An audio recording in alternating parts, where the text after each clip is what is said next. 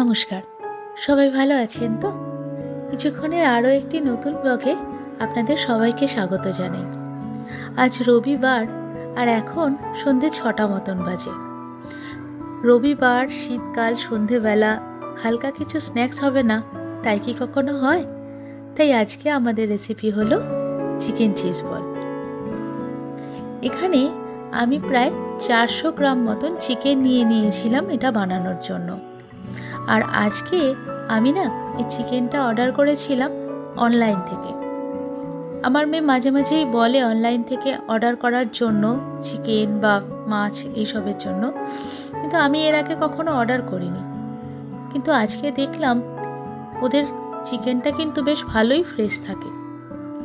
আচ্ছা, এখানে একটা পাত্রে আমি প্রথমে চিকেনটা নিলাম, তার মধ্যে নিলাম খানিকটা আদা, বেশ 10-12টা কোয়া রসুন আর 10-12টা কাঁচা লঙ্কা, আর তার সাথে দিলাম খানিকটা ধনিয়া পাতা।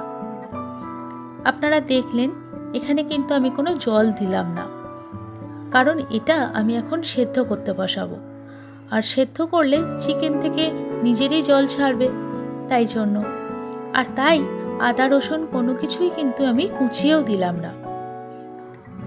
এই দেখুন সেদ্ধ হয়ে গেছে বেশ সুন্দর করে।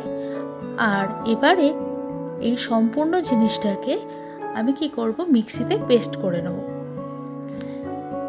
পেস্ট আমাদের হয়ে গেছে। এর মধ্যে দেখছেন আদা রসুন কাঁচা লঙ্কা সবটাই কিন্তু খুব সুন্দর করে পেস্ট হয়ে গেছে। আর আমি নিয়েছিলাম 4টে ছোট ছোট আলু, সেটা সেদ্ধ করে অর্ধেক করে কেটে রেখেছিলাম, সেটা দিলাম। আর দিলাম বেশ অনেকটা ধনিয়া পাতা কুচানো। এরপর দিলাম প্রায় বড় বড় 3টে পেঁয়াজ কুচানো। এবার এর মধ্যে আমি দিয়ে দিচ্ছি 1 চামচ গরম মশলা আর 1.5 চামচ মতন আমচুর পাউডার। আপনারা চাইলে এই আমচুর পাউডারের বদলে দইও দিতে পারেন। এবার আমি দিয়ে দিচ্ছি 2 চামচ মতন নুন। এবার এই সব জিনিসটা খুব ভালো করে সুন্দর করে মেখে নিতে হবে। এই চিকেন চিজ বলের ভেতরে ধনিয়া পাতাটা যে খানিকটা সেদ্ধ করে দিলাম বা খানিকটা কুচিয়ে দিলাম তার জন্য, আর কাঁচা লঙ্কাটা যে পেস্ট করে দেওয়া হলো তার জন্য খুব সুন্দর একটা স্মেল বেরোবে। আর যে আমচুর পাউডারটা দিলাম তার জন্য স্বাদটা খুব সুন্দর হবে, হালকা একটা টক টক ভাব থাকবে। তাই জন্যই আপনারা চাইলে টক দইও দিতে পারেন। মাখাটা পুরো রেডি হয়ে গেল। এবারে আমি যেটা করব সেটা হচ্ছে একটা ডিম এখানে ভেঙে নিচ্ছি, আর ডিমটা খুব ভালো করে ফেটিয়ে নেব। এটা করব আমরা ওই বলটার কোডিংটার জন্য। আপনারা চাইলে এখানে ডিমের বদলে কিন্তু কর্নফ্লাওয়ার বা ওই অ্যারারুট পাউডারও ব্যবহার করতে পারেন, সেটা গুলে নিলেও চলে। কিন্তু আমি সাধারণত এরকম কোডিং করলে ডিমটাই দেবার চেষ্টা করি, কারণ তাতে মনে হয় টেস্টটা একটু বেশি হয়। আচ্ছা, এবারে বলগুলো রেডি করে নিন।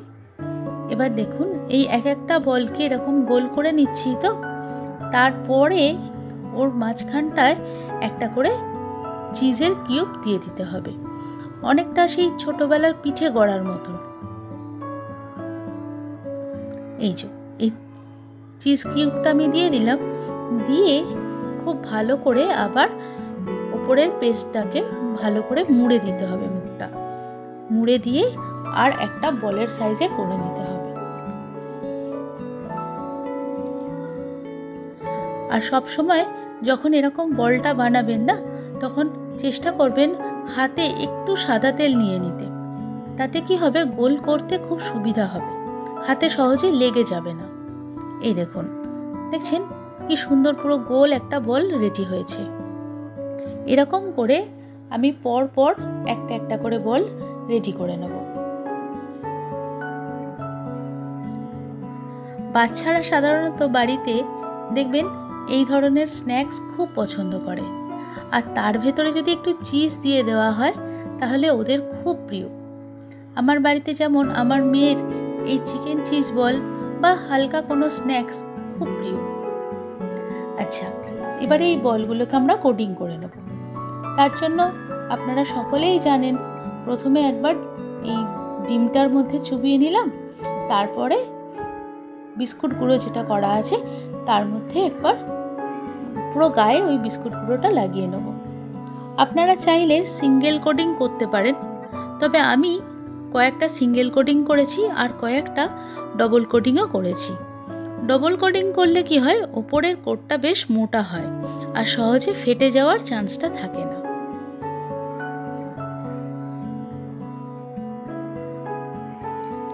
যেটা বলছিলাম, বাচ্চারা সাধারণত এই ধরনের স্ন্যাক্স খুব পছন্দ করে। তবে আমরা সাধারণত বাচ্চাদের নামে বলি ঠিকই, কিন্তু এই ধরনের স্ন্যাক্স তৈরি হলে আমাদেরও কিন্তু খুব ভালো লাগে। সেটা চিকেন চিজ বলই বলুন, বা চিকেন পাকোড়া বলুন, বা এই ধরনের যে কোনো স্ন্যাক্স বলুন, সেটা ভেজ হোক বা নন ভেজ হোক, এরকম শীতের সন্ধ্যেতে হালকা একটু কফি আর তার সাথে এরকম স্ন্যাক্স দারুণ লাগে কিন্তু, তাই না? যাক, গল্প করতে করতে প্রত্যেকটা বল পুরো রেডি হয়ে গেল। এবার শুধু এগুলোকে গরম তেলে, ছাঁকা তেলে একদম ভেজে নিলেই হলো। আমি গ্যাসটা অন করে দিলাম। এবার প্রত্যেকটা চিকেন চিজ বল এখানে ভেজে নেব। মাথায় রাখবেন, এটা তৈরি হবে কিন্তু একদম সম্পূর্ণ ছাঁকা তেলে, তাই জন্য তেলের পরিমাণটা একটু বেশি নিতে হবে। আর একবারে অনেকগুলো বল ভাজা যাবে না, তাতে কি হবে, একটা একটার সাথে ধাক্কা লেগে তো ফেটে যাওয়ার চান্স থাকে। আমি সবগুলোকে দুবারে ভেজে নিয়েছিলাম। আর যখন এগুলো ভাজবেন না, যখন ফ্রাই করবেন, তখন চেষ্টা করবেন গ্যাসের ফ্লেমটা মিডিয়াম টু লো রাখতে।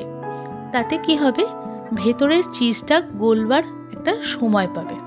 তা নাহলে ওপরটা খুব তাড়াতাড়ি কড়া হয়ে ভাজা হয়ে যাবে আর ভেতরের চিজটা শক্ত থেকে যাবে।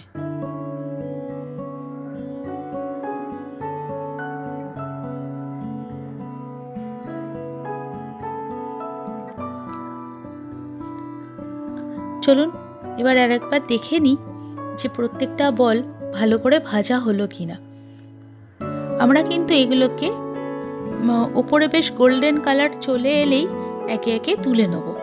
গোল্ডেন কালারের বেশি কিন্তু আমাদের দরকার নেই, কারণ খুব বেশি ডিপ ফ্রাই করে দিলে আবার হালকা তিতো ভাব চলে আসবে। তাই এই দেখুন, এগুলো প্রায় রেডি হয়েই গেছে।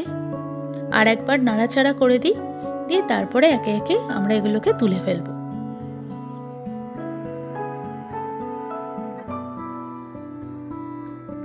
তাহলে আজকের তো স্ন্যাক্স প্রায় রেডি।